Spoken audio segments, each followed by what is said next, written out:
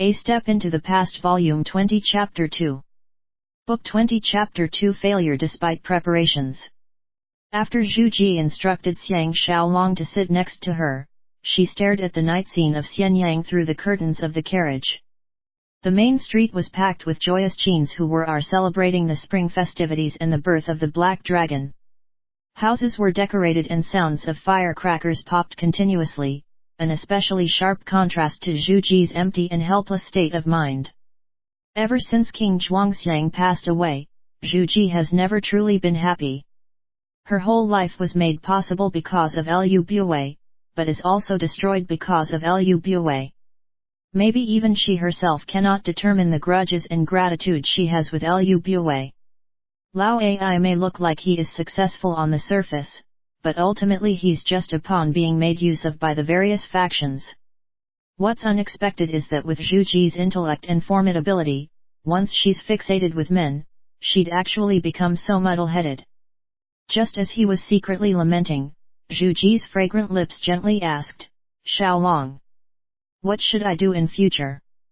Suddenly, Xiang Xiaolong felt as if he has once again stepped into the time machine and has gone back to the days in Handan when he first met Zhu Ji. He was stunned. "Your Majesty." Then he's at a loss for words. Zhu Ji turned her delicate body and stared at him as she said, "Sorry." Xiang Xiaolong was taken aback. "Why do you say that?" Zhu Ji lowered her head and replied piteously, "I myself have no idea what I'm doing. But sometimes, I really wish that someone would kill you." Xiang Xiaolong knows she's referring to her approval of the duel between him and Guanzongzi, so he sighed and said, "I will never blame your Majesty, no matter what, I will never blame you." Zhu Ji's delicate body shuddered as she lifted her head to look at him. After a long moment, she suddenly said, "Is that black dragon real or a fake? I beg you do not keep it from me." A sudden fury rose in Xiang Xiaolong, knowing that Zhu Ji is still making plans for Lao Ai.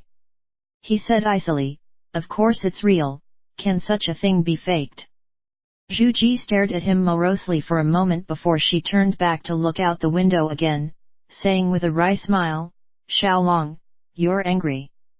Sometimes I really wish that you'd hit me or scold me, then I'll feel a little better." She paused and continued, "I know you too well. From the way you answered me just now, I know that is a fake dragon. Such a grand plan, you must be the one who thought of it because no one would be able to pull off such a trick better than you." Xiang Xiaolong felt heated as a feeling so strange that even he cannot understand rose up in him. He went near to her tiny ear and said gently, "Right now I really feel like giving your Majesty a thorough beating."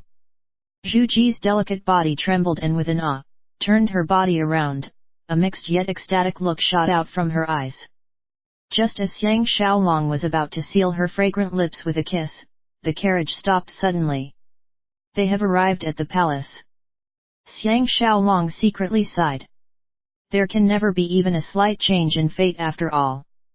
When Zhu Ji arrived at the feast, Xiao Pan, Liu Bui, and the other officials welcomed her warmly as usual.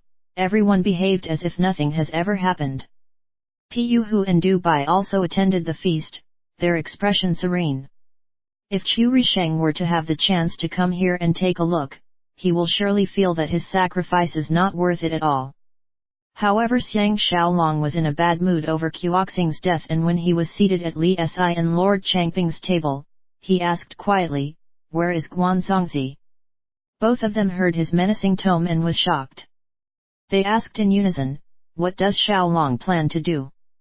By now Xiang Xiaolong has found Guanzongzi, who was seated about 5 tables below him along the line. He was talking to Liu Niangrong, Su Shang, and Lian Jiao. Lord Chongping tried to lighten the atmosphere and said with a laugh, "Those 3 talented ladies indeed live up to their reputation. Although their song has ended, it seems that her alluring voice is still reverberating in my ears." Xiang Xiaolong took a deep breath and said, "I want to kill Guanzongzi." The both of them were utterly shocked and left speechless for a moment. Li Si could only utter, "Xiaolong, please think it over." At this point in time Xiao Pan, Lu Bue, and a group of senior officials have just finished taking turns to offer a toast to Zhu Ji and were all seated in their respective places. The grand hall, which can seat 1,000-odd people, quiet down as they waited for Zhu Ji to speak. Fury raged through Xiang Xiaolong as he suddenly stood up. Everyone's eyes were immediately attracted to him as they concentrated on him. Xiang Xiaolong stood up with a grand aura and said loudly, "The last time I had a duel with official Guan, the duel had to be stopped because official Guan's sword was broken. I see today that official Guan is carrying another precious weapon and suddenly my hands are itching for a fight. I hope to have another duel again with official Guan, to liven the atmosphere up. Would your majesty and the dowager please grant me this request?" The great hall was suddenly quiet, everyone was taken aback. Obviously no one expected Xiang Xiaolong would do something like that. In fact, for the last two duels, Xiang Xiaolong was forced into battle. Only this time, because of his anger over Guo Xing's death, he volunteered for the duel. Right at this moment, everyone knows that Xiang Xiaolong is really furious at Guan Zongzi and is determined to kill him. Lu Bue's expression changed slightly. He gave a cold snort and hurriedly replied before Xiao Pan and Zhu Ji could say anything, "It's a joyous occasion tonight, it's not appropriate to flash weapons around." If Xiaolong, because of personal grudges. There was a long laugh, which came from Lao Ai. He sniggered, "That's a poor remark from Lord Lu. Was the last duel a day of great sadness for you? Then why were you wholly supporting that duel?" Lu Bue's eyes shone brightly as he stared hard at Lao Ai for a moment. He was about to retort when Guan Zongzi stood up and said, "Commander Xiang have very sharp eyes indeed to be able to tell that my new sword A Shooting Sun is a rare treasure from the state of Qi and not easily broken. That's what aroused his interest, and if your majesties and Lord Lu allows, Zongzi would be most happy to oblige." Xiao Pan laughed, "That's what a good son of the great Qin should be like. Would the dowager please grant this request?" Zhu Ji looked intently at Xiang Xiaolong for quite some time before her pretty eyes revealed a look of gratitude as she nodded her head. "Our great Qin has always protected our country with military finesse, and these two beloved officials have embraced the importance of our great Qin's military essence. I give my blessings." Xiang Xiaolong knows that Zhu Ji has misunderstood him, thinking that he is venting his frustration on Guan Zongzi because of the humiliation she had suffered. But he couldn't be too bothered about this right now, and after thanking her for her approval, he and Guan Zongzi left their seats to walk towards the center of the hall. Everyone could feel the atmosphere that is so heavy that it makes one unable to breathe. This is the third time the both of them are dueling. Both times, Guan Zongzi was disadvantaged. Will he be able to turn the situation around this time? On a certain level, Xiang Xiaolong is indeed taking a risk this time. Or maybe it's better to say that this risk is not worth taking. The first time Guan Zongzi could not defeat Xiang Xiaolong is because he thought that there's no point for him getting injured over a man whom he thinks won't have long to live. The second time he lost because he was taken aback as he has absolutely no knowledge of the 100 battles swordplay, and yet he could use the excuse of his broken sword to escape with his life with no injuries at all. This time Guan Zongzi already has the experience of dealing with the 100 battles swordplay, and he will certainly go all out in this death match to preserve his life. In such a situation, indeed no one knows what will be the outcome. That's why Li Si advised him to reconsider. But the Xiang Xiaolong at this point in time has totally forgotten about life, death, glory, or fame. He could only feel that if he allows Xuoxing's murderer to continue roaming freely right in front of his eyes, he will be truly letting down this subordinate who had just pledged his loyalty to him. In this instant, he has become a true warrior. Other things are not taken into consideration at all. Guan Zongzi is not Lu Bue. Not a single piece of history or movie has ever said if he will survive this night. Lu Niangrong, who was seated at her table, has turned as white as a piece of paper. No one knows better than her how Xiang Xiaolong currently feels about his relentless urge to kill Guan Zongzi. Earlier on, Guan Zongzi was discussing with Su Shang and Liao Jiao the matter of killing Xuoxing right in front of Xiang Xiaolong's eyes. She was already feeling very unsettled then, knowing that Xiang Xiaolong will not take this lying down, but she did not expect Xiang Xiaolong would so angrily challenge Guan Zongzi into a duel the moment he stepped in. There's another factor Xiang Xiaolong considered, which is Guan Zongzi's archery skills are too formidable. If there's open warfare in future, once he takes out his strong bow, no one knows who in the opposing army will be able to stay alive.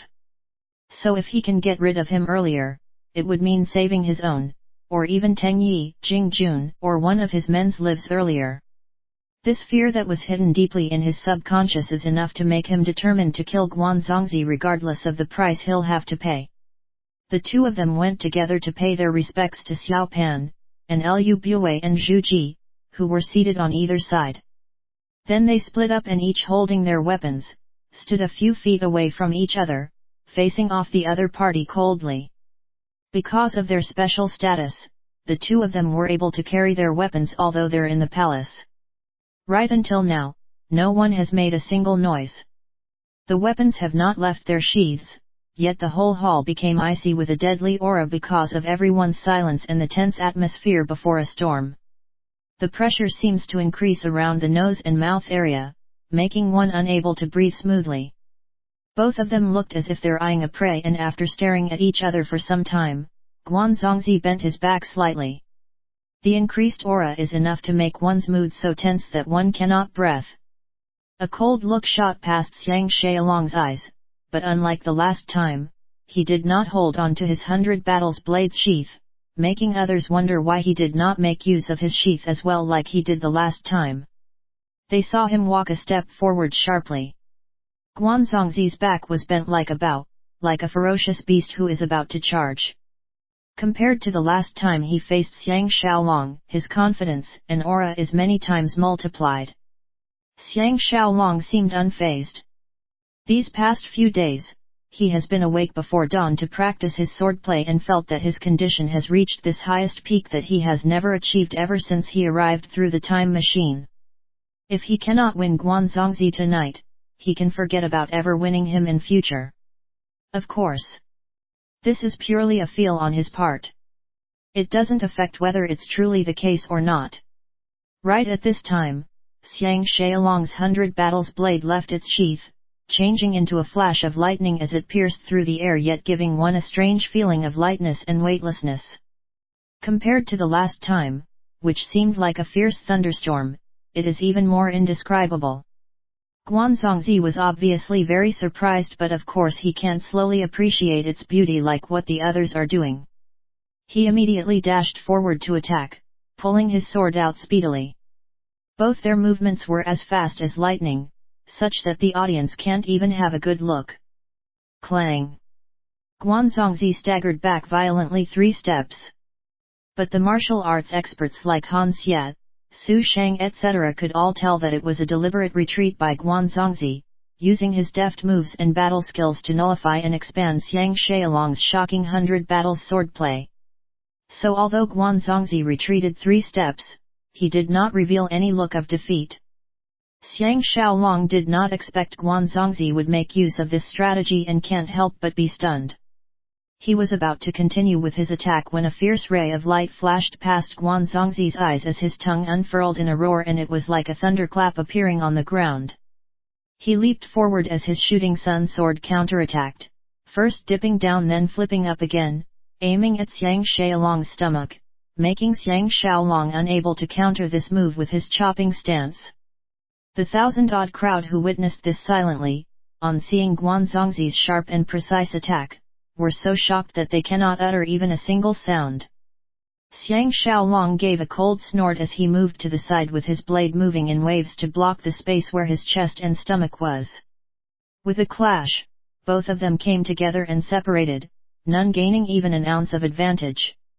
Guan Zongzi was secretly ecstatic, knowing that he has gained insight on how to counteract Xiang Xiaolong's shocking blade skills, which is to avoid head-on attacks and instead use feather light and swift moves to deal with his solidity.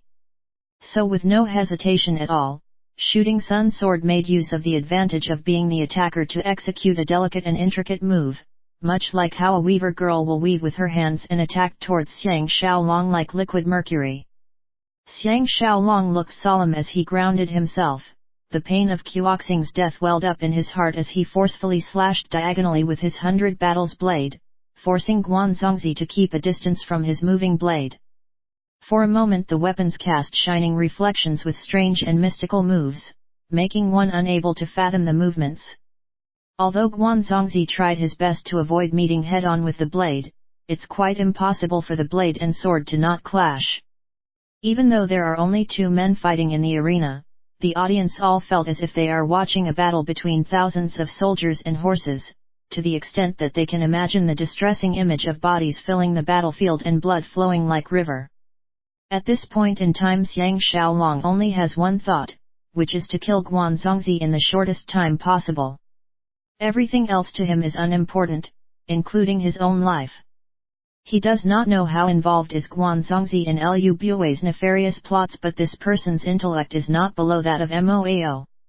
Otherwise, just based on his bravery and strength, Lu Bue will never allow Lu Niangrong to marry him. As long as Guanzongzi remains alive, he can forget about living a carefree life. That's why every move he made is to eradicate his enemy, disregarding his own life in order to kill. The sounds of the weapons meeting resonated through the hall. Below Xiao Pan, all of them were staring unwaveringly at the ferocious battle between the two great martial artists. Clang! After an especially thunderous clash, Guanzongzi was finally forced to retreat by Xiang Xiaolong's attack.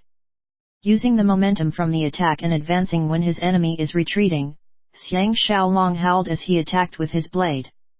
Waves of blade movements preceded his moving body, rolling towards Guanzongzi like tumbling waves. For the first time, Guanzongzi feels at a loss.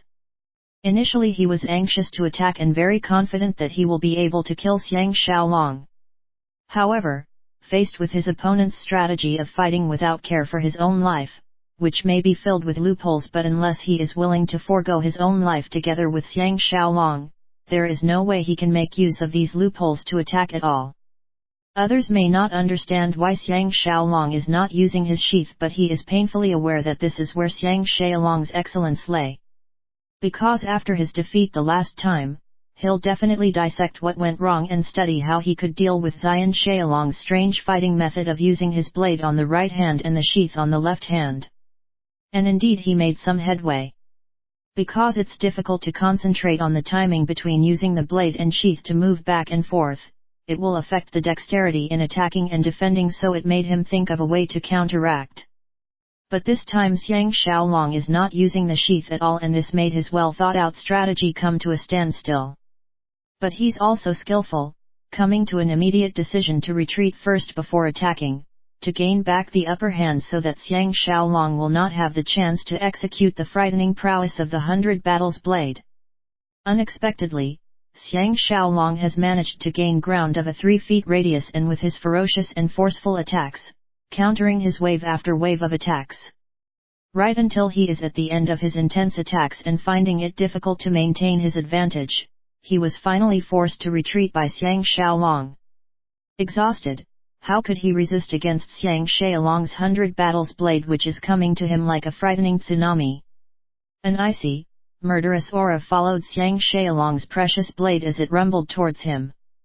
That frightening feeling solidified the intense stress that seems to be locking Guanzongzi's soul and body in place, and for the first time he felt as if he is powerless to resist. Suddenly, he realizes that Xiang Xiaolong has reached the level of epitome of grandmaster in his swordplay.